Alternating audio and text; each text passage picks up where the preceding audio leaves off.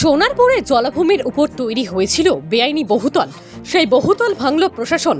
বেআইনিভাবে কোনো রকম অনুমোদন ছাড়াই তৈরি হয়েছিল এই বহুতল। নজরদারি এড়িয়ে কিভাবে এই বহুতল নির্মাণ হলো তা নিয়েই উঠছে প্রশ্ন। কলকাতার মুকুন্দপুর লাগোয়া জগদীপোতায় জলাভূমি ভরাট করে তৈরি করা হয়েছিল বহুতল।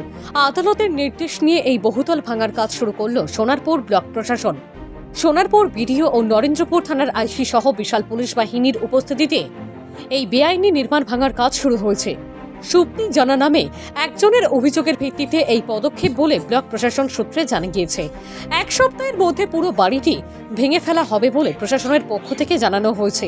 এ বিষয়ে খেয়াদহ 2 গ্রাম পঞ্চায়েতের প্রধান মিঠা নস্কর জানান, এই এলাকায় যে সমস্ত বেআইনি নির্মাণ হয়েছে তার বিরুদ্ধে পদক্ষেপ নেবেন তারা।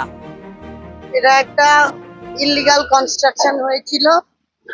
ইভেন এই জায়গাটা যার তিনি হাইকোর্টে কেস করেছিলেন যে ওনার জায়গায় কেউ অবৈধভাবে একটা বাড়ি বানিয়ে দিয়েছে। তো সেই মতো হাইকোর্ট থেকে ডিএম সাহেবের কাছে অর্ডারটা আসে। ডিএম সাহেবের থেকে এসডিও বিডিও হয়ে আমাদের কাছেও এসেছে যে এই বাড়িটা ইলিগাল কনস্ট্রাকশন।